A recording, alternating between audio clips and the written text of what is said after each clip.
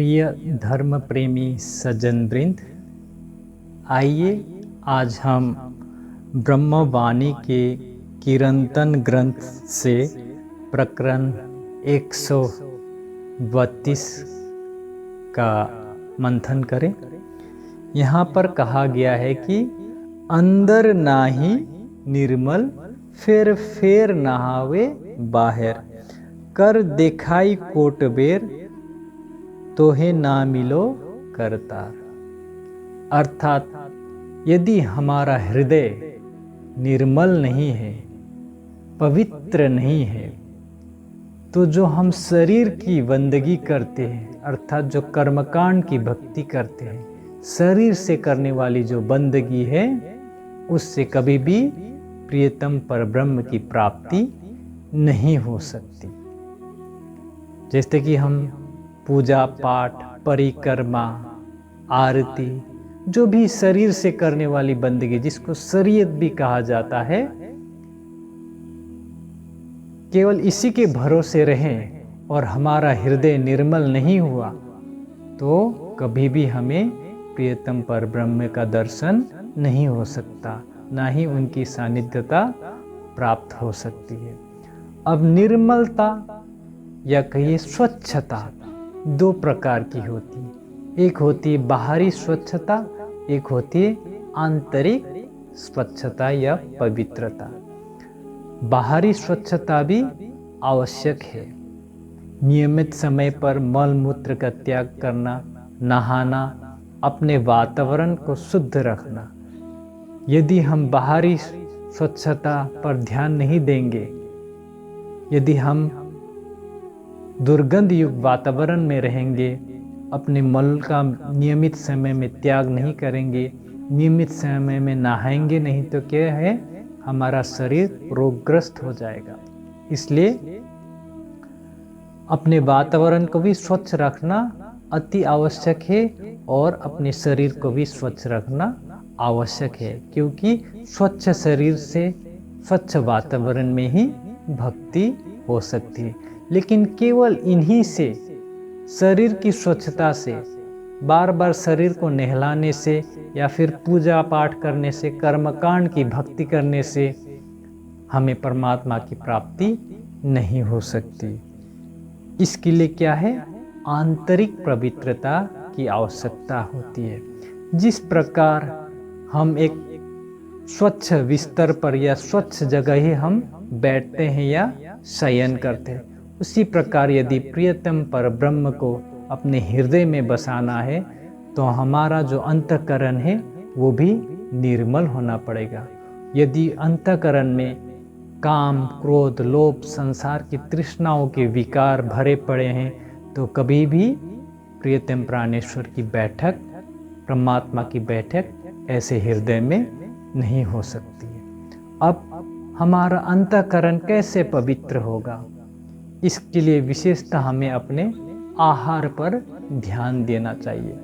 छांदोग्य उपनिषद में कहा गया है कि आहार शुद्धो सत्व शुद्धि ही, सत्व शुद्धो ध्रुवा स्मृति ही, स्मृति लंभे सर्वग्रंथिनाम विप्र मोक्ष।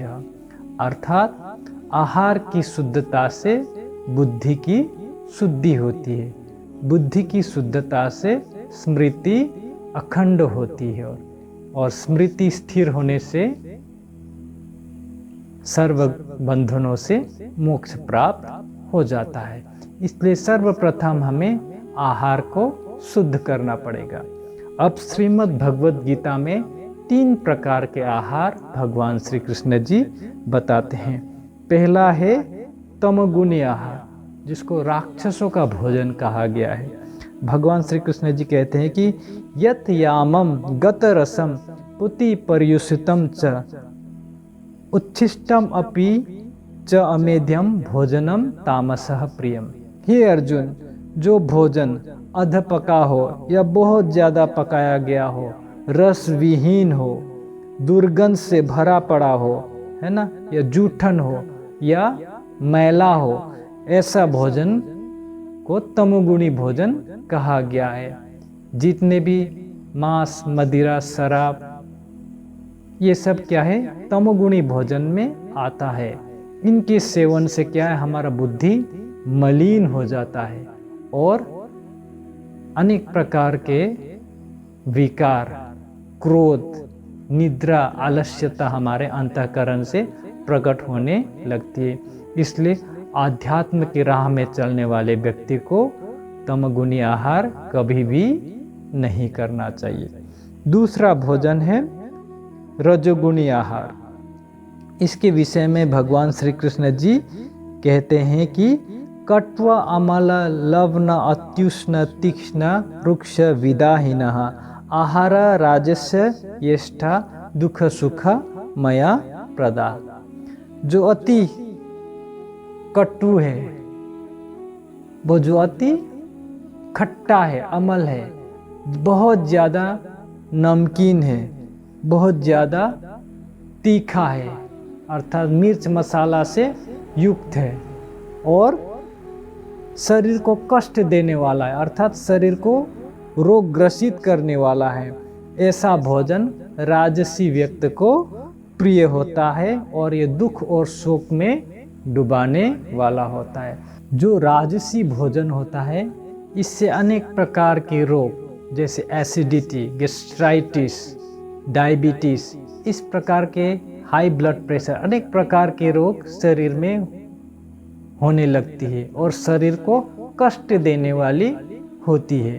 तो इस प्रकार के भोजन सेवन करने से हमारे अंतःकरण से ईर्ष्या, चंचलता, क्रोध, ये सब दुर्गुण प्रकट होने लगते हैं। इसलिए यदि परमात्मा को प्राप्ति करना है, उनके ध्यान में डूबना है, तो रजोगुणी भोजन का भी त्याग कर देना चाहिए। रजोगुणी भोजन को मनुष्य का भोजन कहा गया है। अब तीसरा होता है जो श्रेष्ठ भोजन, अर्थात सतगुणी सात्विक भोजन, जो देवताओं का भोजन कहा गया है। उसके विषय में भगवान श्री कृष्ण जी कहते हैं कि आयु सत्व बल आरोग्य सुख प्रीति विवर्धना रस्या स्निग्धा स्थिरा हृदया आहारा सात्विका प्रिया। अर्थात आयु को बढ़ाने वाला, बुद्धि को बढ़ाने वाला, बल को बढ़ाने वाला, हृदय को सुख देने वाला, स्नेह देने वाला, है ना, ऐसा भोजन जो रस से युक्त हो, चिकनाई से युक्त हो, जो स्थिर रहता हो, है ना, जो हृदय को प्यारा हो, वैसा भोजन सात्विक प्रवृत्ति के व्यक्ति को प्यारा होता है। तो इसमें जैसे कि सात्विक भोजन दूध, साग, फल इत्यादि, जो क्या है, हमें आयु को बढ़ाता है, हमारे आयु को बढ़ाता है, हमारी बुद्धि को बढ़ाता है और भक्ति भाव प्रकट करता है। दया भाव, विनम्रता, जितने भी दिव्य गुण हैं वो सात्विक आहार से ही हमारे अंतःकरण में प्रकट होते हैं। तो ऐसे आहार को हमें ग्रहण करना चाहिए, तभी हम परमात्मा के भक्ति में, धर्म ग्रंथ के स्वाध्याय में और परमात्मा के ध्यान में लग सकते हैं और हमारा हृदय निर्मल होगा, तभी हम परमात्मा को अपने दिल में बसा सकते हैं और तभी हमारा हृदय निर्मल होगा। इसलिए आगे इस प्रकरण की चौपाई में श्री मामती जी कहते हैं कि जैसा बाहर होता है जो होए ऐसा दिल, तो अदेखिन पियो न्यारी नहीं माहे रहे हिलमिल।